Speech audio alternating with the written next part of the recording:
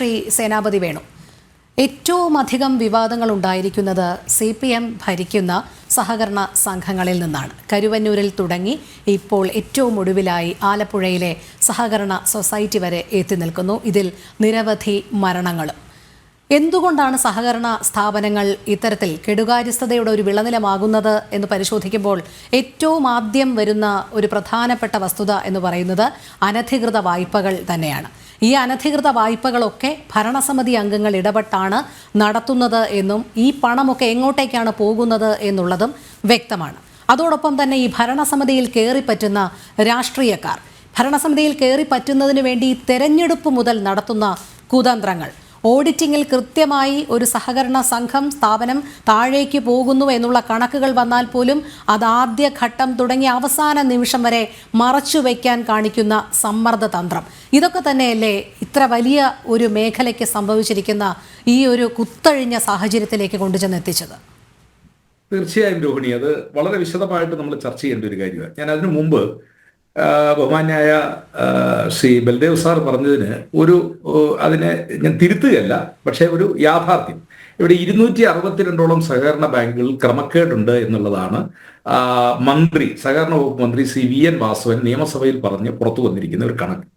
അതിനകത്ത് ശ്രീ ബൽദേവ് സാർ മനസ്സിലാക്കേണ്ട ഒരു കാര്യം എന്ന് പറഞ്ഞാൽ, ഈ ബാങ്കുകളെ സംബന്ധിച്ച് എനിക്ക് നേരിട്ടറിയാവുന്ന ഒരു ബാങ്കിന്റെ പേര് ഞാൻ പറയുന്നില്ല, അവിടുത്തെ ക്രമക്കേടായിട്ട് ഓഡിറ്റർ കണ്ടെത്തിയിരിക്കുന്നു എന്ന് പറഞ്ഞാൽ ജീവനക്കാർക്ക് കൂടുതൽ തുക ശമ്പളമായിട്ട് കൊടുത്തിരിക്കുന്നു എന്നുള്ളത്.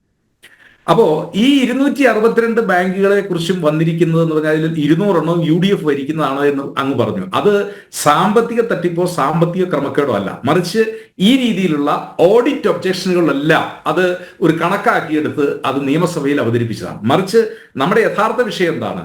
ഇവിടെ കണ്ടല പോലെ അല്ലെങ്കിൽ കരുവന്നൂർ പോലെ വലിയ ക്രമക്കേടുകൾ നടന്നിട്ടുള്ള ബാങ്കുകൾ, ഈ ബാങ്കുകളിലെ തുക എങ്ങോട്ട് പോകുന്നു എന്നുള്ളതാണ് നമ്മൾ പരിശോധിക്കേണ്ടത്. ഞാൻ കട്ടപ്പന റൂറൽ സർവീസ് സഹകരണ ബാങ്കിനെ തന്നെ ഉദാഹരണമായിട്ട് ഞാൻ രോഹിണിയോട് പറയാം. 2005 ഞങ്ങൾ, അതായത് UDF ആണ് ബാങ്ക് രൂപം കൊടുത്തതും. ജോയി പെരുന്നോലി എന്ന് പറയുന്ന ആളായിരുന്നു ആ ബാങ്കിന്റെ ദീർഘകാലത്തെ പ്രസിഡന്റ്. 2015-16 കൂടി കേരള കോൺഗ്രസ് പാർട്ടി അപ്പുറത്തേക്ക് പോവുകയും 3 മെമ്പർമാർ അങ്ങോട്ട് പോയി. അതിനുശേഷം നടന്ന തെരഞ്ഞെടുപ്പിൽ എല്ലാ സഹകരണ ബാങ്കിലും നടത്തുന്ന തെരഞ്ഞെടുപ്പ് പോലെ CPM അത് പിടിച്ചെടുക്കുന്നു. ഞാൻ അതുകൂടി ഒന്ന് പറഞ്ഞില്ലായെങ്കിൽ, ഈ സമീപകാലത്ത് പത്തനംതിട്ട ജില്ലയിൽ മാത്രം, അതിൽ അടൂർ അസംബ്ലി നിയോജക മണ്ഡലത്തിൽ 5, പത്തനംതിട്ട ജില്ലയിൽ മാത്രം 23 സർവീസ് സഹകരണ ബാങ്കാണ് CPM പിടിച്ചെടുത്തത്. അതിൽ തുമ്പമണ്ണ് എന്ന് പറയുന്ന ഒരു ബാങ്കിൽ നടന്ന തെരഞ്ഞെടുപ്പും അവിടെ അക്ഷരാർത്ഥത്തിൽ പിടിച്ചെടുക്കല് അതാണ് നടന്നത്. ഏറ്റവും അവസാനം ചേവായൂരിൽ നമ്മൾ കണ്ടു. കോഴിക്കോട് 100 വർഷം പഴക്കമുള്ള ഒരു ബാങ്കാണ്, 35,000-ഓളം അംഗങ്ങളുള്ളത്, കോടാനുകോടികളുടെ നിക്ഷേപമുള്ളത്. അപ്പൊ 4 പേര് കോൺഗ്രസിൽ നിന്ന് റിബലായി. ഞാൻ അതിന്റെ രാഷ്ട്രീയമല്ല പറഞ്ഞത്. ആ ബാങ്ക് ഹൈക്കോടതി കൊടുത്ത പോലീസ് പ്രൊട്ടക്ഷൻ പോലും ഫലപ്രദമായി നടപ്പിലാക്കാതെ ആ ബാങ്ക് CPM പിടിച്ചെടുത്തു. ഞാൻ പറഞ്ഞതുപോലെ ഈ കട്ടപ്പനയിലെ ബാങ്കും CPM പിടിച്ചെടുത്തതാണ്. ഈ പിടിച്ചെടുക്കലിന് ശേഷം എന്താണ് സംഭവിച്ചത്? ഇപ്പൊ കഴിഞ്ഞ ദിവസം സാബുവിന്റെ ഭാര്യ, ഈ ചാനലിലാണോന്ന് എനിക്കില്ല, മറ്റൊരു ചാനൽ, കോൺഗ്രസ് ഭരിക്കുന്ന കാലം വരെ ഞങ്ങൾക്ക് കൃത്യമായി നിക്ഷേപം തികയും കിട്ടുന്നുണ്ടായിരുന്നു, പലിശയും കിട്ടുന്നുണ്ടായിരുന്നു. ഇവിടെ സംഭവിച്ചത് എന്താ? ഇന്നലെ കഴിഞ്ഞ ദിവസം ഈ സാബുവിന്റെ മരണത്തിന് ശേഷം അവിടുത്തെ ബാങ്ക് അതോറിറ്റീസ് അവരുടെ ഒരു പത്രസമ്മേളനം കണ്ടു. ഈ ബാങ്ക് 20 കോടി രൂപ നഷ്ടത്തിലേക്കാണ് പോയത്. ആ ചോദ്യമാണ് രോഹിണി ചോദിച്ചത്. എങ്ങനെയാ ബാങ്ക് നഷ്ടത്തിലേക്ക് പോകുന്നത്? ഒന്ന്, പര്യാപ്തമായ രീതിയിൽ അല്ലെങ്കിൽ ആവശ്യത്തിന് രീതിയിലുള്ള സെക്യൂരിറ്റികൾ മേടിക്കാതെ. 5 ലക്ഷം രൂപ വിലയുള്ള സ്ഥലത്തിന് 2.5 ലക്ഷം ലോൺ കൊടുക്കാൻ പറ്റത്തുള്ളൂ, കാരണം ഇത് റിക്കവറി ചെയ്യണം. അപ്പൊ 5 ലക്ഷം രൂപ വിലയുള്ള സ്ഥലത്തിന് 50 ലക്ഷം ലോൺ കൊടുക്കുന്നു, അത് റിക്കവർ ചെയ്യാൻ പറ്റത്തില്ല.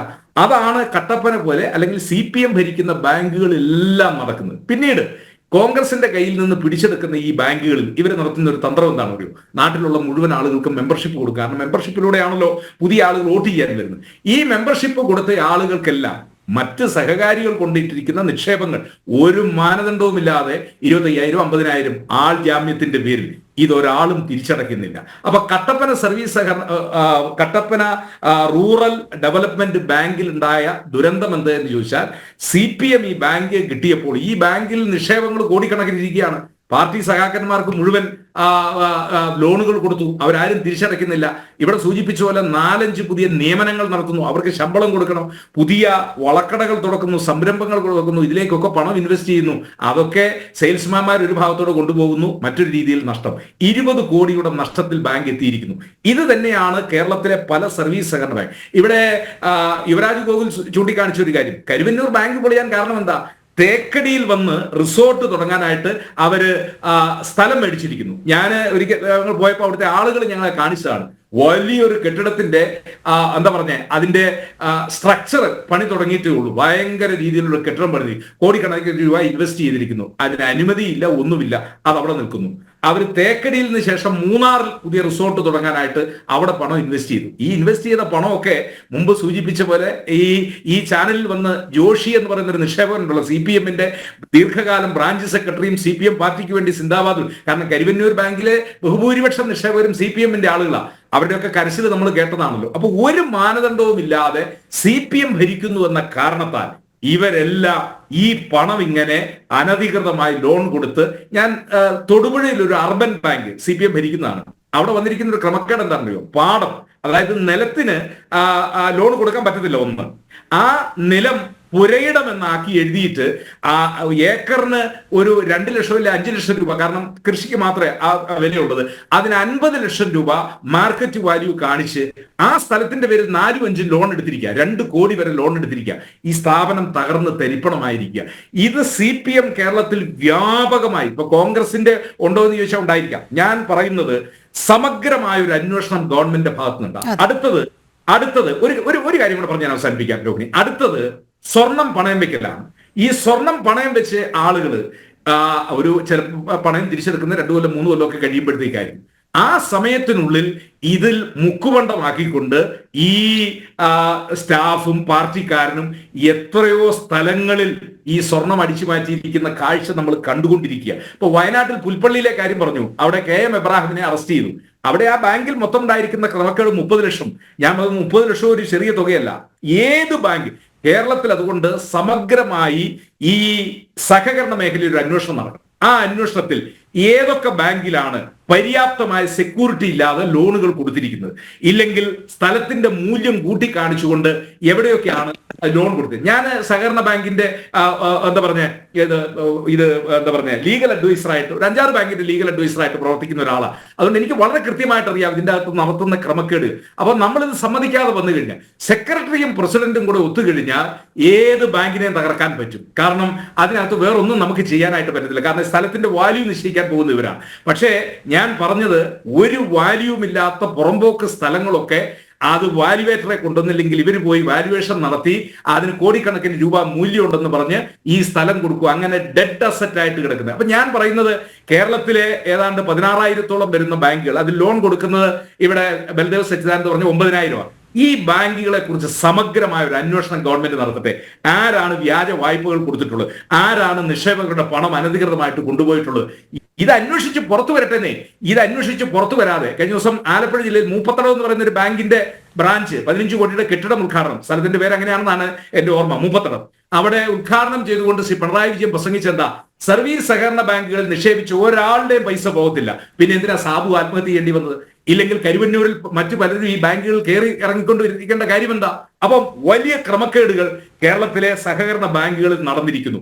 ഇതിനെക്കുറിച്ച് സമഗ്രമായ ഒരു അന്വേഷണം സംസ്ഥാന ഗവൺമെന്റ് നടത്തണം. അപ്പോ ബൽദേവ് പറഞ്ഞതുപോലെ, ഇനി കോൺഗ്രസ്സുകാരൻ പങ്കാളിയാണെങ്കിൽ അവൻ പിടിക്കപ്പെടണം, BJP-കാരനാണെങ്കിൽ അവൻ പിടിക്കപ്പെടണം, RSS-കാരനാണെങ്കിൽ അവൻ പിടിക്കപ്പെടണം, കേരള കോൺഗ്രസ്സുകാരനാണെങ്കിൽ അവൻ പിടിക്കപ്പെടണം, കമ്മ്യൂണിസ്റ്റുകാരനാണെങ്കിൽ അവനും പിടിക്കപ്പെടണം. അപ്പോ ഇത് ഗവൺമെന്റിന്റെ കണ്ണ് തുറപ്പിക്കേണ്ട ഒരു കാര്യമാണ്. ഇവിടെ 2 ആത്മഹത്യ സർവീസ് സഹകരണ ബാങ്കിൽ, ഒന്ന് നിക്ഷേപകന്റെ ആത്മഹത്യ, ഒന്ന് വായ്പക്കാരന്റെ ആത്മഹത്യ. എന്തുകൊണ്ട് ഇതുണ്ടാകുന്നു? എന്തുകൊണ്ട് സഹകരണ ബാങ്കുകൾ തകരുന്നു? ആ കാര്യം ഇപ്പൊ ബൽദേവ് പറഞ്ഞൊരു കാര്യം ശരിയാ, 3%. പക്ഷെ 3% എന്ന് പറഞ്ഞ് നിങ്ങൾ മനസ്സിലാക്കേണ്ടത് 10,000 ബാങ്ക് എന്ന് വരുമ്പോഴത്തേക്കും 300 എണ്ണത്തിന്റെ ഇത് വരികയില്ലേ ഇതിനകത്ത്. അപ്പോ ഇത് വന്നു കഴിയുമ്പോഴത്തേക്കും എത്രയോ പാവങ്ങളുടെ ലോണുകളാണ് പോയിരിക്കുന്നത്, എത്രയോ ആളുകൾക്ക് കിട്ടാനുള്ള അവരുടെ നിക്ഷേപങ്ങളാണ് നഷ്ടപ്പെടുന്നത്. അപ്പൊ ഈ 3% എന്നുള്ളത് സാങ്കേതികമായ ഒരു ചെറിയ കണക്കാണെങ്കിലും അതിൽ ഡിപ്പോസിറ്റ് ചെയ്തിരിക്കുന്നത് ആയിരങ്ങളോ ലക്ഷങ്ങളോ ആണ്. അപ്പൊ സമഗ്രമായ ഒരു അന്വേഷണം ഈ കാര്യത്തിൽ ഉണ്ടാകണം. ഉണ്ടായി എങ്കിൽ മാത്രമേ സഹകരണ മേഖലയിൽ നടക്കുന്ന ഈ അപഹരണം അതാരാണ് അതിന്റെ പിന്നിലെങ്കിലും അത് എക്സ് ആകട്ടെ വൈ ആകട്ടെ, അത് UDF ആയിക്കോട്ടെ, ഇനി LDF ആണ്, ഇതാരാണെങ്കിലും ഇത് പുറത്തു കൊണ്ടുവരണം. ഇത് പുറത്തു കൊണ്ടുവന്നെങ്കിൽ മാത്രമേ കേരളത്തിലെ സഹകരണ മേഖലയ്ക്ക് ഇനി മുന്നോട്ട് പോകാൻ പറ്റത്തുള്ളൂ. ശരി, പക്ഷേ ഈ സമഗ്രമായ അന്വേഷണം ആര് നടത്തുമെന്നുള്ളതാണ്. ഏറ്റവും ഒടുവിലായി ചെന്നെത്തി നിൽക്കുന്ന കണ്ണികൾ മന്ത്രിസഭയിലെ അംഗങ്ങളാകുമ്പോൾ പിന്നീട് എങ്ങനെയാണ് ഇതിൽ ആര് കണ്ണു തുറക്കും? സാധാരണക്കാരന്റെ കണ്ണടയുന്നത് മാത്രമേ നമ്മളിപ്പോൾ കാണുന്നുള്ളൂ.